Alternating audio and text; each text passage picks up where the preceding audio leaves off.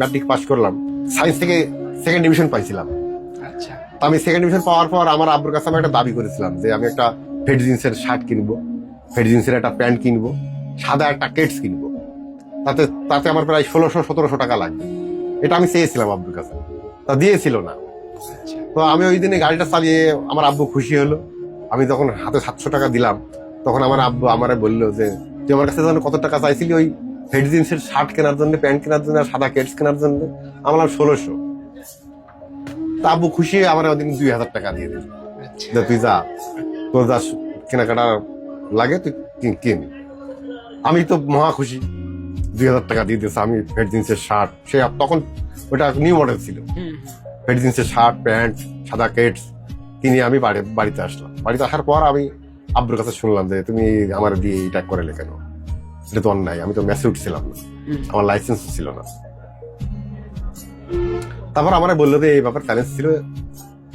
ওই যে আমি আমার বাপের অনুমতি পাওয়ার পর আমি যশোর এমএম কলেজে ভর্তি হব, ভর্তি হলাম। ভর্তি হওয়ার পর আমার এই মনের ভিতরে সেই শখটা, আমি তো অনুমতি পেয়ে গেলাম। তখন আর ওই গোপনীয়তা ছিল না, না ভয়টা কাজ করে না। আমি আস্তে আস্তে ওপেন হয়ে গেলাম।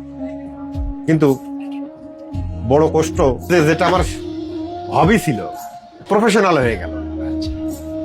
তারপর ইন্টারমিডিয়েট ফার্স্ট ইয়ারে ইয়ার ফাইনাল পরীক্ষা দিলাম, পরীক্ষা দিয়ে অ্যালাউ হলাম, 2nd ইয়ারে উঠলাম, উঠে ফাইনাল পরীক্ষা দিব।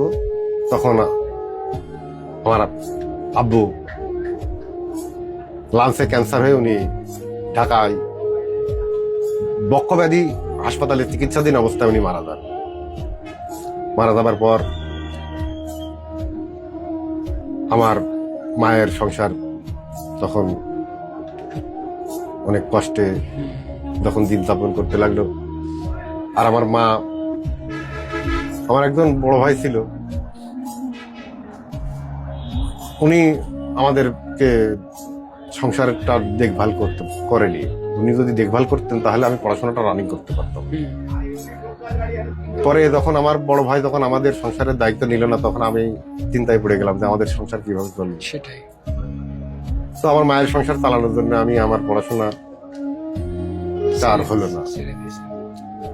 আমি আমার মায়ের সংসার চালানোর জন্য আমি নিজেদের গাড়ি আমি চালাতে শুরু করলাম।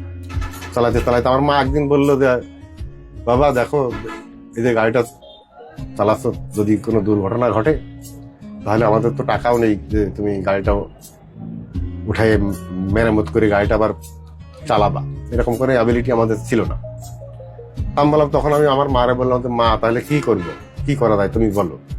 তখন আমার মা আমারে বললো যে গাড়িটা বিক্রি করে দেওয়া, বিক্রি করে দিয়ে এই টাকাগুলো তোমার খালুরা ব্যবসা বাণিজ্য করে, টাকাগুলো ওখানে দিয়ে দিই, তাহলে ওনারা আমাদের সংসারের দায়িত্বটা নিতে পারবে।